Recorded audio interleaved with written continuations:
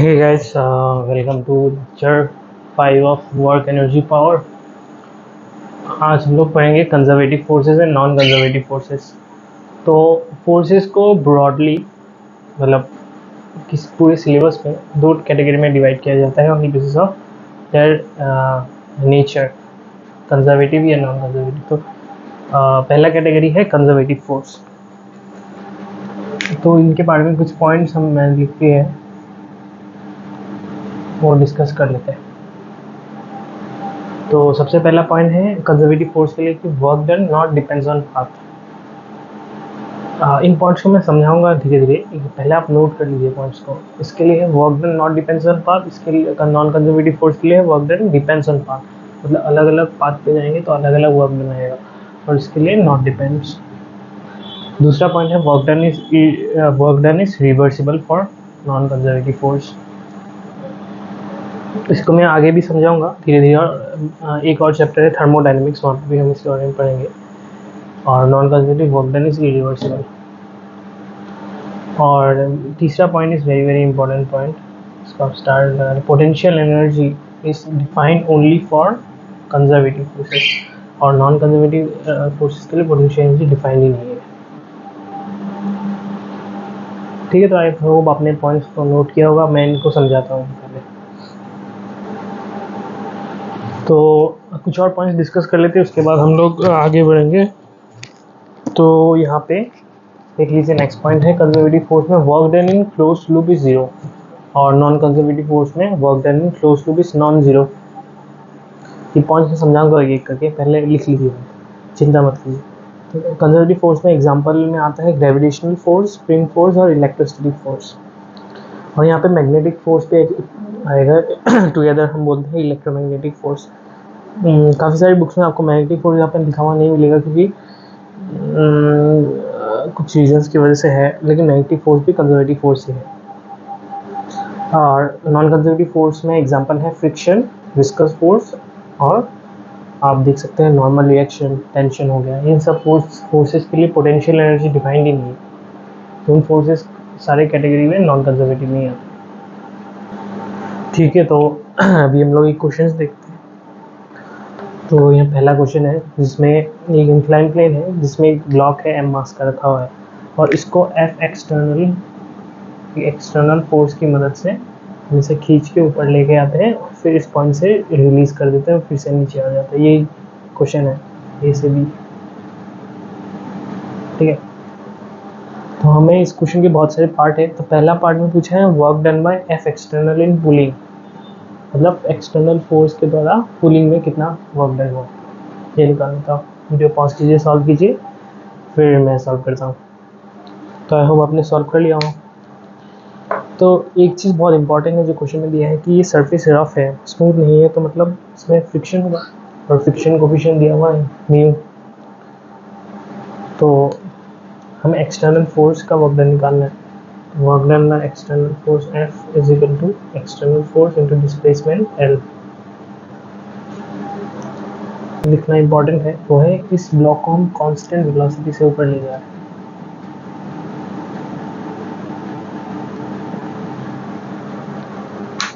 ये चीज़ इंपॉर्टेंट है यहाँ पे लिखना, इस वेलोसिटी कांस्टेंट वेलोसिटी से ऊपर लेके जा रहे हैं। ठीक है, तो यही इस क्वेश्चन का मेन वो है, की पॉइंट है। अब क्योंकि वेलोसिटी कांस्टेंट है तो इसका मतलब एक्सेलरेशन जीरो है, तो इसका अगर हम एफ बनाएंगे तो ये है इस पर एक्सटर्नल फोर्स से ऊपर लग रहा होगा एफ एक्सटर्नल।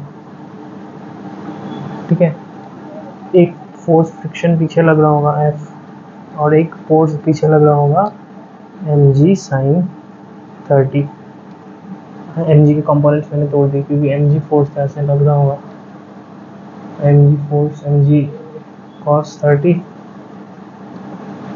और mg sin 30, और फ्रिक्शन फोर्स पीछे लग रहा होगा। फ्रिक्शन तो है ही, ऊपर खींच के लेके जाएंगे तो मूव कराएंगे तो काइनेटिक फ्रिक्शन तो लगेगा ही।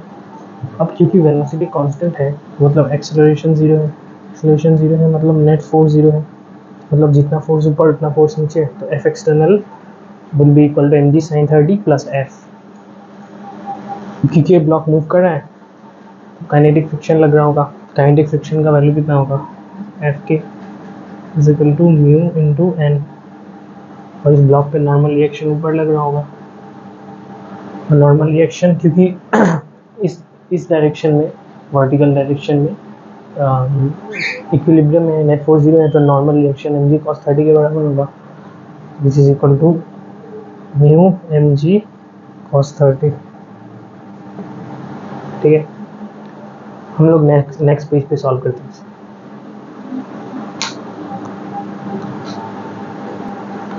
तो फोर्स का वैल्यू कितना आ गया, mu mg √3/2 plus mg 1/2, that is √3 mu mg/2 plus mg/2। इसको और कॉमन लेके आप सॉल्व कर सकते हो, कोई फायदा नहीं है लिखने का, बस बता रहा हूँ। तो वर्क डन हमें निकालना है एफ फोर्स के द्वारा। वर्क डन में F force equal to force ऊपर लग रहा है, डिस्प्लेसमेंट के ऊपर, तो plus F into H plus F into L. Force आ गया √3 प्लस, इसको आप लिख सकते हो √3 mu plus 1 mg/2 L gl/2। ये आपका फाइनल आंसर है। Work done by external force in moving the block upward. ठीक है, तो इस क्वेश्चन का जो दूसरा पार्ट है वो हमसे पूछा है work done by gravity in round trip, मतलब ए से बी ले गए फिर बी से ए लेके आए। इस पूरे राउंड ट्रिप में मतलब आप देखिए तो मैं क्लोज लूप हो गया ना, ए से बी फिर से बी से क्लोज लूप, तो net work done by gravity क्या हुआ, तो हम इंडिविजुअली देख लेते हैं, ए से बी फिर बी से ए देखेंगे। तो work done by gravity in A से बी, देखो तो ए से बी हम ले जा रहे हैं, ठीक है, और ग्रेविटी फोर्स mg नीचे एक्ट कर रहा है, और ये डिस्प्लेसमेंट हो गया h वर्टिकली अपवर्ड, फोर्स नीचे डिस्प्लेसमेंट ऊपर, तो वर्क डन नेगेटिव आएगा ए से बी, और ये कांस्टेंट फोर्स है तो फोर्स से पैरेलल या एंटी पैरेलल फोर्स के डायरेक्शन में डिस्प्लेसमेंट, तो रहेगा कितना माइनस mg h सीधा सीधी, और work done by gravity B से कितना आएगा,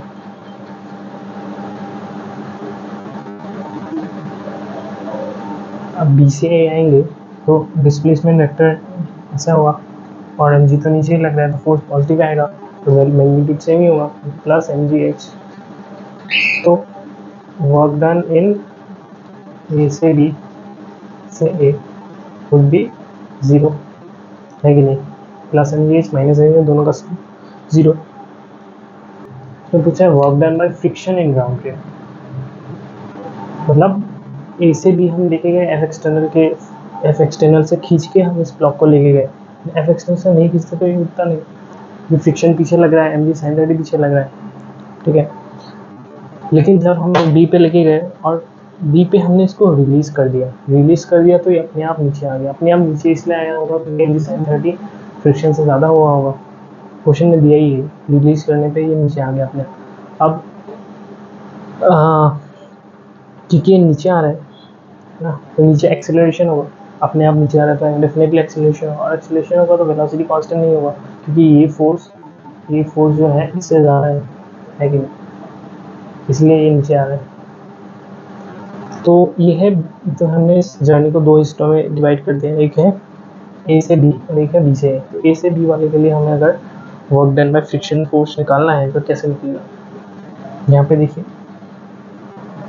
work done by friction force equal to, friction force लग रहा है पीछे और डिस्प्लेसमेंट हो रहा है ऊपर, मतलब एंगल 180 डिग्री हो गया तो वर्क डन नेगेटिव आएगा, माइनस एफ इंटू एल। और फ्रिक्शन फोर्स का वैल्यू कितना होगा, फ्रिक्शनल फोर्स का वैल्यू हो जाएगा, क्योंकि काइनेटिक फ्रिक्शन लग रहा है तो फ्रिक्शनल फोर्स हो जाएगा म्यू एन, तो mu mg cos 30 is √3 mg/2, okay, तो ये आ गया माइनस √3 म्यू mgl/2, ये आ गया हमारा friction work done by friction force in A से बी। ठीक है, अब बी से हम निकालते हैं और फिर दोनों को जोड़ेंगे।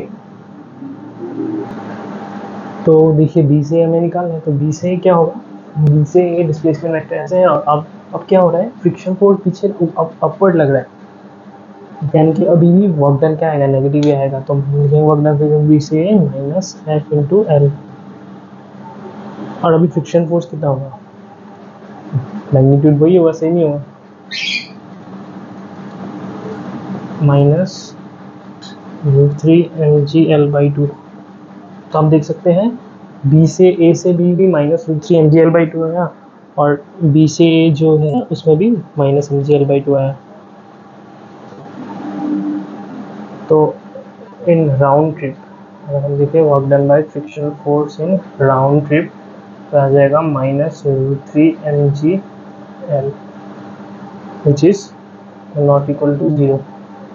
हेंस ये प्रूव करता है कि फ्रिक्शन फोर्स एक नॉन कंजर्वेटिव फोर्स है, क्योंकि राउंड ट्रिप में ए से बी से ए वर्क डन 0 आना चाहिए था अगर कंजर्वेटिव होता, जैसे कि ग्रेविटी का आया, ग्रेविटी का ए से बी से ए क्या आया था, 0, क्योंकि दोनों का ए से बी और बी का ए मैग्नीट्यूड सेम था, साइन अपोजिट था। यहाँ पे दोनों का मैग्नीट्यूड भी सेम है, साइन भी सेम है, तो इसलिए 0 नहीं आया। तो यही है डिफरेंस बिटवीन कंजर्वेटिव और नॉन कंजर्वेटिव फोर्स, जो पाथ के ऊपर डिपेंड करते हैं। ठीक है, और क्लोज लूप में इसका वर्क डन 0 आता है कंजर्वेटिव का। ठीक है, तो हम नेक्स्ट पॉइंट डिस्कस करते हैं पोटेंशियल एनर्जी के बारे में। तो पोटेंशियल एनर्जी एक बहुत ही इंपॉर्टेंट कॉन्सेप्ट है फिजिक्स में, हर चैप्टर में आप देखेंगे इसका यूज आता ही आता है। तो यहाँ पे हम पहली बार पढ़ रहे हैं, तो पोटेंशियल एनर्जी क्या है।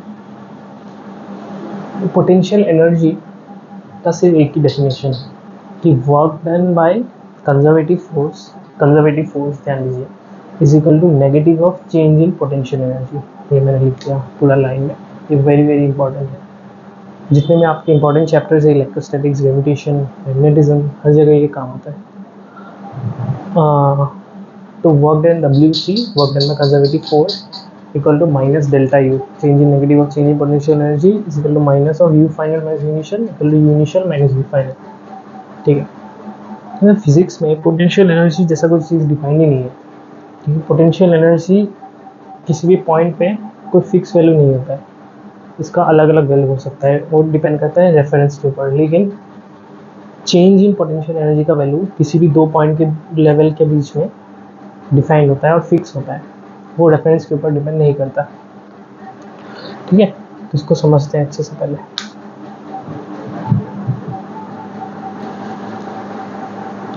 तो अभी हम लोग कुछ और पॉइंट डिस्कस करते हैं पोटेंशियल एनर्जी के बारे में। तो potential energy depends on reference point. Potential energy word पे ध्यान दें, potential energy depends on reference point and it is not defined, मतलब can have different value at different points, at same points it can have different value, depends on reference point. जबकि change in potential energy is independent of reference point, उसका एक fix value होगा हमेशा, वो reference point के ऊपर depend ही नहीं करता। चेंज डिफरेंस, जैसा कि यहाँ पे एक ब्लॉक है m मास का, और इसको मैं उठा के यहाँ पे लेके गया, ठीक है, इसको मैं उठा के यहाँ पे लेके गया कोई भी एक्सटर्नल फोर्स के मदद से, ठीक है, और इनके बीच में हाइट डिफरेंस है h।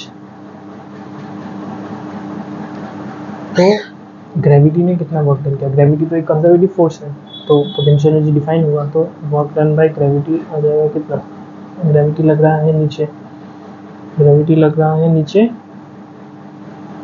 और डिस्प्लेसमेंट हुआ है ऊपर, ग्रेविटी लग रहा है नीचे, डिस्प्लेसमेंट हुआ, वर्क डन बाय ग्रेविटी आ जाएगा माइनस mgh।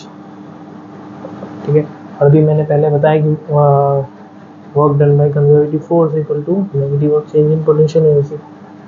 इसको ए बोल देते हैं, इसको बी बोल देते हैं। ये इनिशियल पॉइंट है, ये फाइनल पॉइंट है, यहाँ से यहाँ लेके गया, तो इनके बीच में जो पोटेंशियल एनर्जी का डिफरेंस है वो कितना आ जाएगा, माइनस ऑफ W, यानी कि WG ग्रेविटी जो कि कंजर्वेटिव फोर्स है, तो आ जाएगा माइनस ऑफ माइनस mgh, जो कि कितना हो गया प्लस mgh। तो मैं नेक्स्ट आगे पेज में बताता हूँ। तो इन दोनों पॉइंट्स के बीच में पोटेंशियल एनर्जी का डिफरेंस कितना आ गया, प्लस mgh। ठीक है, तब देखिए इसको मैं ऐसे भी लिख सकता हूँ, UB minus UA equal to what, mgh। ठीक है। अब मैं क्या करता हूँ, मैं यू ए जो ये है इस लेवल यू ए को मैं 0 मान लेता हूँ। तो अब ये डिफरेंस नहीं रहा, ठीक है। एक रेफरेंस पॉइंट मैंने ले लिया, ये जो ए है ये इसको मैंने रेफरेंस पॉइंट ले लिया, इसको हम बोल रहे हैं 0 पोटेंशियल एनर्जी लेवल। अगर इसका हमने 0 माना है तो बी का पोटेंशियल एनर्जी कितना हो गया, ग्रेविटेशनल पोटेंशियल एनर्जी MgH, ठीक है। ठीक है, अब ये जो रेफरेंस लेवल है ये मैं कुछ भी मान सकता हूँ, ए पे मान सकता हूँ, ए से नीचे मान सकता हूँ, ए और बी के बीच में मान सकता हूँ, बी पे मान सकता हूँ, बी पे मानूंगा तो ए डिफाइन होगा, बी से ऊपर मान सकता हूँ। मैं अलग अलग केस आपको बताता हूँ करके। ये पहला केस हो गया, इसमें आ गया कितना, मैं समझिए ये हो गया एब्सोल्यूट, ये चेंज नहीं, मैं एब्सोल्यूट पोटेंशियल एनर्जी बता रहा हूँ जो कि अलग अलग वैल्यू आएगा, आप देखिए। तो अभी दूसरे केस में क्या क्या करता हूँ, ए को ना मान के मैं कोई और मान ले लेता हूँ। तो अभी मैं क्या करता हूँ, अभी मैं पोटेंशियल एनर्जी मान लेता हूँ इन दोनों के बीच में। मान लो मैंने यहाँ पे एक रेफरेंस पॉइंट ले लिया, रेफरेंस पॉइंट या रेफरेंस लेवल कुछ भी बोल सकते हैं, और ये जो लेवल है ये h/2 हाइट पे है। यहाँ से ये a था, ये आपका b था। तो अब देखिए अगर ये h/2 है, ये भी h/2 है, तो अब इसको अगर मैं 0 पोटेंशियल एनर्जी बोल देता हूँ लेवल, तो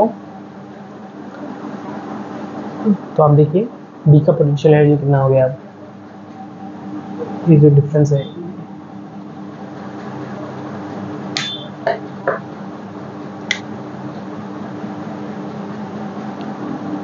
एक मिनट, ठीक है। तो एक चीज़ हमेशा याद रखिए कि जिस भी पॉइंट का हम पोटेंशियल निकाल रहे हैं, एब्सोल्यूट पोटेंशियल में निकाल रहे हैं, तो जिस भी रेफरेंस लाइन हमने माना है उससे वो पॉइंट ऊपर है या नीचे है उसके ऊपर वैल्यू अलग अलग आएगा। जैसा कि अगर ये पॉइंट रेफरेंस लाइन के ऊपर है तो ये पोटेंशियल एनर्जी 0 लेवल है, तो इसके ऊपर पॉजिटिव एनर्जी होगा। तो बी का पोटेंशियल एनर्जी अगर हम लिखना चाहें 1 2, इसको 2 बोलते हैं, तो कितना आ जाएगा mgh/2, mg इंटू h/2, ये डिस्टेंस, और प्लस है कि माइनस डिपेंड करेगा कि ऊपर है नीचे, 0 के ऊपर है तो पॉजिटिव। जैसा कि ए का अगर मैं पोटेंशियल एनर्जी अब लिखना चाहूँ तो कितना आ जाएगा, क्या आ जाएगा mg माइनस mgh/2। माइनस इसलिए है क्योंकि ये 0 के नीचे है, और प्लस इसके लिए है क्योंकि ये 0 के ऊपर है।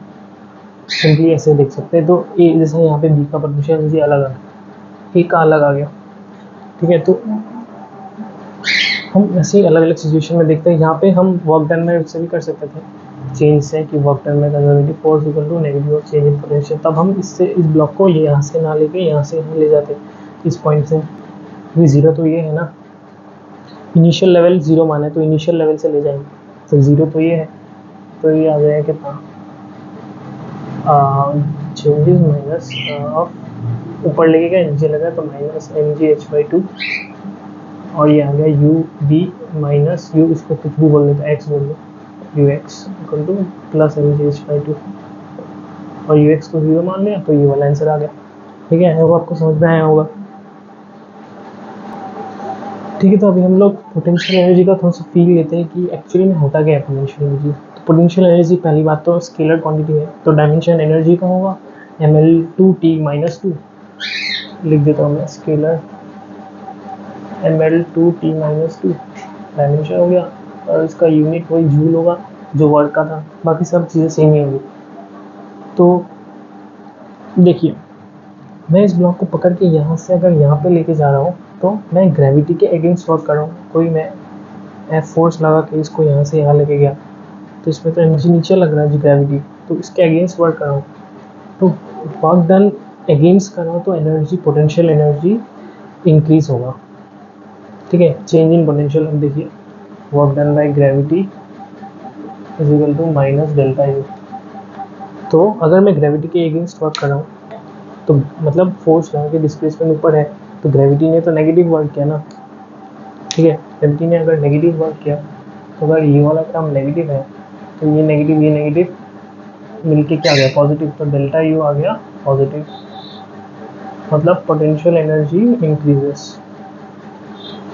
अगर मैं इस ब्लॉक को यहाँ से लेके आऊँ तो इसका पोटेंशियल एनर्जी इंक्रीज किया है और ग्रेविटी ने नेगेटिव वर्क किया है, ठीक है। और अगर मैं इसको बी से ए लेके आता हूँ या फिर बी से छोड़ देता हूँ तो क्या हुआ, इसमें पोटेंशियल एनर्जी इंक्रीज हुआ, मतलब एक तरीके से पोटेंशियल एनर्जी स्टोर्ड हो गया। तो जब इस ब्लॉक को अगर मैं रिलीज करूँगा तो वो जो एनर्जी वर्क के अगेंस्ट, ग्रेविटी के अगेंस्ट जो स्टोर था वो रिलीज हो जाएगा। रिलीज होकर किस फॉर्म में आएगा, हीट के फॉर्म में आएगा, किसी भी फॉर्म में आएगा। तो अगर बाकी चीज़ों को नेग्लेक्ट करेंगे तो इसकी सारी की सारी एनर्जी है काइनेटिक एनर्जी में कन्वर्ट हो जाएगा और ये कुछ वेलोसिटी लेके यहाँ पे आएगा, है कि नहीं। यानी कि work done, work energy theorem से देखें तो work done by all forces equal to change in kinetic energy. तो यहाँ से यहाँ ग्रेविटी ने क्या वर्क किया, अगर यहाँ से हम चेंज करें तो work done by gravity plus F force को हम नेग्लेक्ट कर रहे हैं क्योंकि छोड़ दिया ना हमने, तो चेंज इन काइनेटिक एनर्जी और वर्क डन बाय ग्रेविटी कितना था, माइनस डेल्टा यू, डेल्टा के, ठीक है।